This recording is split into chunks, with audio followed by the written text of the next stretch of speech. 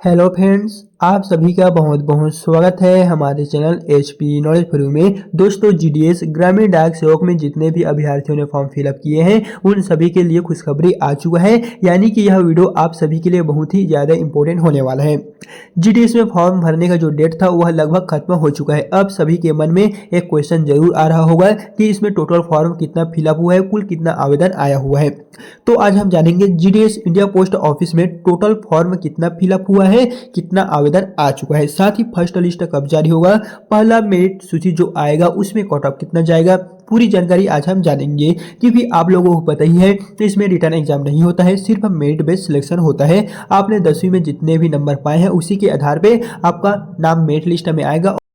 तो दोस्तों, यहाँ पर हम आ गए हैं जीडीएस के ऑफिशियल साइट पर और यहाँ पर आप देखेंगे तो जो पोस्ट ऑफिस में जितने भी अभ्यर्थियों ने फॉर्म भरे थे, जितने भी कैंडिडेटों ने फॉर्म अप्लाई किए थे, उन सभी के मन में अब एक ही प्रॉब्लम चल रहा है कि इसमें टोटल आवेदन कितने हुए, क्योंकि इसमें जो 10 के बेसिस पे सिलेक्शन होता है उसमें कट ऑफ जो है वो कितना जाएगा वो आप लोगों को पता ही होता है। सो दोस्तों, ऐसा आप नीचे के रहते हैं तो यहाँ पर आप देख सकेंगे इंपॉर्टेंट जो डेट यहाँ पर दिए गए हैं कुछ इसी प्रकार से आगे। चलिए सबसे पहले हम जानते हैं कि आपका जो फर्स्ट मेरिट लिस्ट है वो कब तक आएगा। तो दोस्तों, आपका जो फर्स्ट मेरिट लिस्ट आएगा वो 28 फरवरी 2026 को आने वाले हैं। जितने भी कैंडिडेट ने इसमें फॉर्म अप्लाई किए हुए हैं उन सभी को बता दें, आपको जो फर्स्ट मेरिट लिस्ट जारी होगा वो 28 फरवरी 2026 को आने वाले हैं। एंड बता दें दोस्तों, वो आप किस प्रकार से देखेंगे तो यही वो है वेबसाइट है जहां से आप फर्स्ट लिस्ट आएगा तो देख सकेंगे। बाकी जैसे ही आता है तो इस चैनल के माध्यम से हम आपको सूचित कर देंगे। और वही बता दें आपका मेरिट लिस्ट किस आधार पे बनेगा। तो दोस्तों, यहाँ पर आप देखेंगे तो बीपीएम, एबीपीएम, डाक सेवक 3 तरह के आपको पोस्ट कैलकुलेटर देखने को मिलेगा और इसी के आधार पे आपको मेरिट लिस्ट बनने वाले हैं और इसी के अकॉर्डिंग अपने फॉर्म फिलअप किए थे। जैसे कि बता दें, आप जिस भी स्टेट से हैं तो वो स्टेट में आप देखे होंगे कि सबसे ज़्यादा फॉर्म कहाँ है और वहीं पर आपने अप्लाई किए थे। लेकिन दोस्तों, आपने एक बात ध्यान दिए होंगे तो वहाँ पर आपको बीपीएम, एबीपीएम, जीडीएस जैसे 3 तरह के ऑप्शन दिए गए थे, वो भी एसटी, एससी, ओबीसी, यूआर के साथ। तो वहाँ पर आपने चूज किए थे। तो बता दें, सबसे जो हाईएस्ट नंबर रहेगा उसमें बीपीएम वालों का नाम आएगा और उसके पश्चात कम नंबर वालों का नाम एबीपीएम में आएगा और उससे कम नंबर वालों को जो नाम है वो आपका डाक सेवक में देखने को मिलेगा। जैसे कि बता दें, सबसे हाईएस्ट जो रैंक वाला है पोस्ट वो बीपीएम का रहेगा, फिर उसके पश्चात सेकंड नंबर का रहेगा एबीपीएम का और उससे पश्चात यहाँ पर थर्ड नंबर का रहेगा जीडीएस का। जितने भी अभ्यर्थी ने इसी तरह से फॉर्म फिलअप किए हुए हैं तो आसानी से दोस्तों आपका नाम जो है वो इस तरह से अगर आपने सिलेक्ट किए होंगे तो आपका नाम जो है जरूर से आने की संभावना है। बाकी आपका कितना नंबर है वो दोस्तों कमेंट बॉक्स में आप जरूर बताइएगा। तो चलिए दोस्तों, अब हम फाइनली जानते हैं कौन कौन से स्टेट में कितना फॉर्म फिलअप हुआ है, यानी कि जितने भी स्टेट हैं उन सभी में टोटल आवेदकों की संख्या कितनी है, टोटल फॉर्म कितना गया हुआ है। चलिए उनके बारे में हम जानते हैं। तो पहले तो आप ये देख लीजिए, यहाँ पर टोटल जो फॉर्म फिलअप हुआ था वो कुछ इस प्रकार से 28,636 जो पोस्ट थे वो आपको देखने को मिलेगा। यहाँ पर देखेंगे तो यूआर में ST, SC, OBC, general, PWD, EWD total यहाँ पर जितने भी आवेदक थे उनमें से टोटल 28,636 जो पोस्ट थे वो पूरे इंडिया के लिए अवेलेबल था। जीटीएस की ओर से न्यू वैकेंसीज 28,636 प्लस पोस्ट के लिए यहाँ पर जारी किया गया था। जहाँ पर दोस्तों आप पहले नंबर पर देखेंगे तो जो यहाँ पर स्टेट दिए गए हैं, चलिए थोड़ा सा हम इसके बारे में भी जान लेते हैं ताकि आपको जो वैकेंट पोस्ट है उनको समझने में आसानी हो। तो यहाँ पर देखेंगे कुछ इस प्रकार से यूआर के लिए, ओबीसी के लिए एससी, एसटी, ईडब्ल्यूएस, पीडब्ल्यूडीए, पीडब्ल्यूडीबी, पीडब्ल्यूडीसी, पीडब्ल्यूडीडीई और टोटल फॉर्म यहाँ पर देखेंगे तो कुछ इस प्रकार से गए हुए हैं। चलिए हम एक स्टेट का बता दें, वो है छत्तीसगढ़ सर्कल के लिए। यहाँ पर देखेंगे तो 1155 पोस्ट आपको जो है देखने को मिलेगा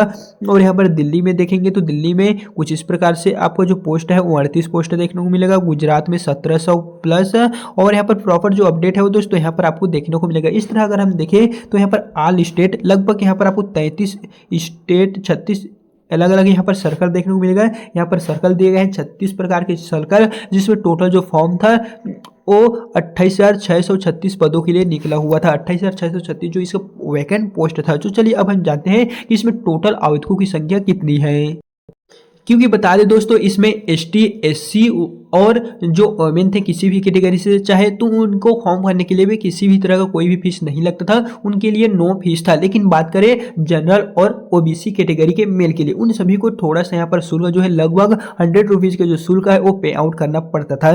तो इस तरह देखा जाए तो एससी, एसटी और जितने भी वोमेन कैटेगरी की महिला है उन सभी को निःशुल्क इसमें फॉर्म भरने के लिए दिए गए थे। इसमें किसी भी तरह का उनसे कुछ भी शुल्क नहीं लिए थे। बाकी जो ओबीसी कैंडिडेट है और जनरल कैंडिडेट है उनको यहाँ पर फॉर्म भरने के लिए शुल्क लिए थे उनसे। लेकिन बात करें दोस्तों इसमें मेरिट बेस आपका सिलेक्शन था, इसमें किसी भी तरह का आपको कोई भी रिटर्न एग्जाम नहीं देना पड़ेगा। तो उसी के आधार पे आपको जो मेरिट लिस्ट है वो बनने वाले हैं।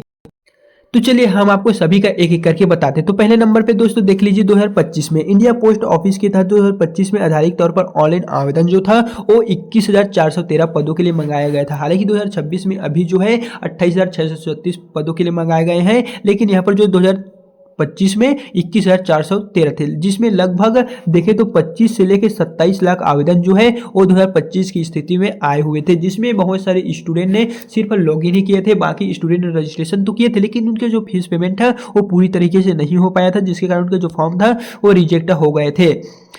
फिर बात करें दोस्तों अगला, तो ये बात करें हम 2024 का। 2024 की स्थिति में टोटल डाक विभाग की ओर से जीडीएस की ओर से 44,000 पदों के लिए जो फॉर्म था वो आया हुआ था। ग्रामीण डाक सेवकों की भर्ती के लिए आवेदन की जो अंतिम तिथि थी उसके पश्चात जो हमें एक कैलकुलेटेड डेटा मिला है उसके हिसाब से यहाँ पर 44,000 प्लस पदों के लिए जो है 2024 में फॉर्म निकला था।